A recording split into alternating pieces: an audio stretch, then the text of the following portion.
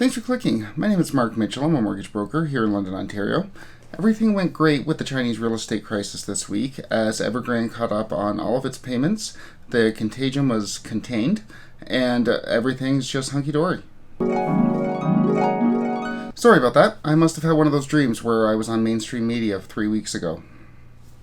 My fault. It's time for the weekly China update, as this week things went from bad to worst in the Communist Party state. We had missed payments, credit downgrades, sinking bond prices, escalating tension between China and Taiwan, as well as an announcement from the Chinese Central Bank and from Beijing that they're going to be getting more heavily involved.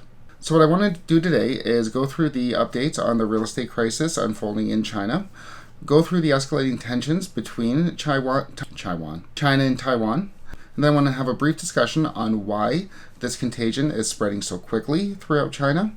And then I want to go do a brief overview of why this matters for Canadian real estate.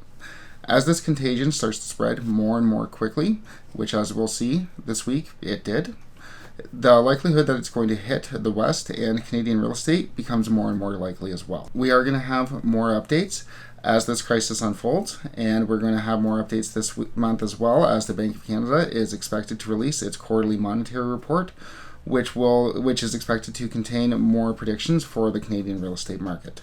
Please do click like and subscribe to get those updates, but for now, let's get into the China update.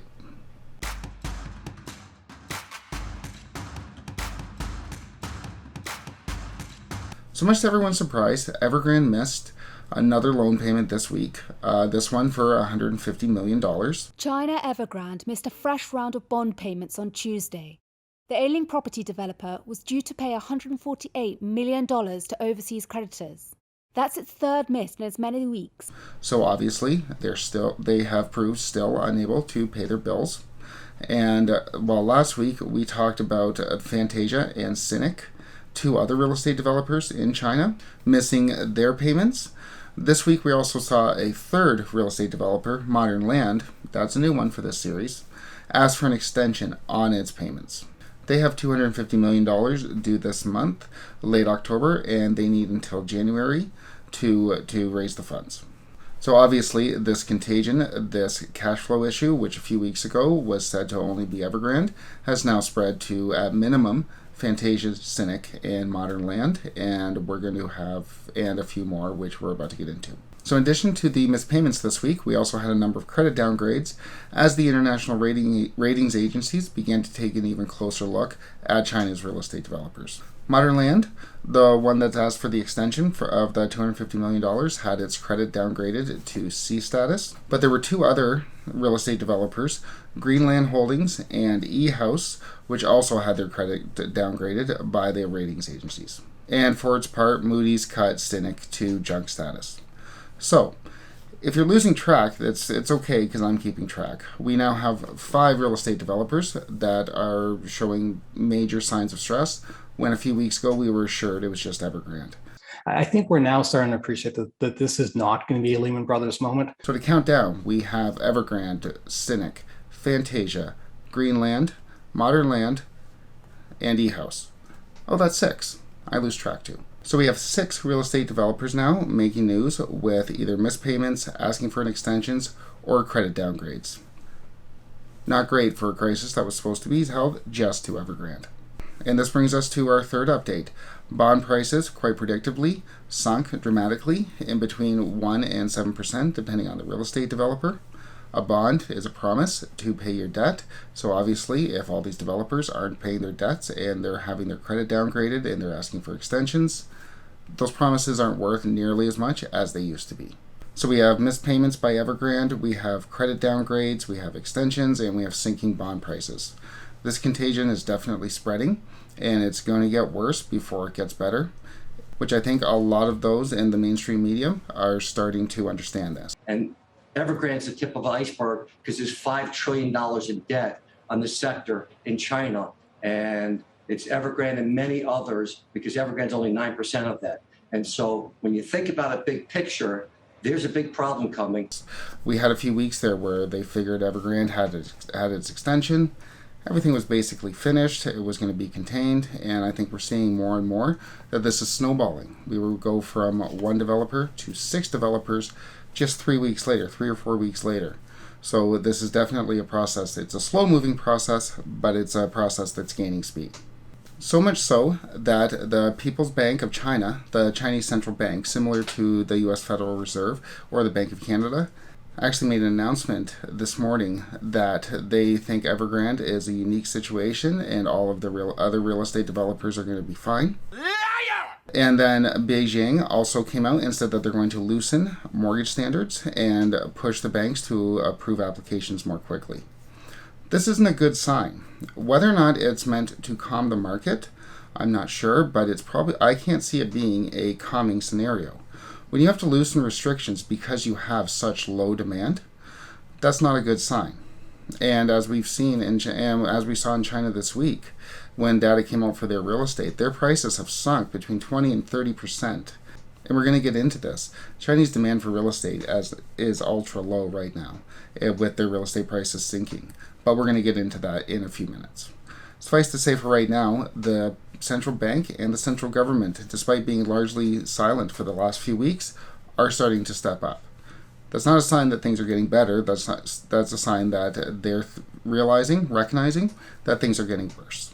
And perhaps another sign that things are getting worse leads us to our final update. China and Taiwan both showed off some military hardware this week, with China doing a mock island invasion, where they were training if they were to invade an island, such as Taiwan. And then in response, or perhaps in response to the jets invading their airspace, Taiwan also displayed their military hardware this week during their National Day parade.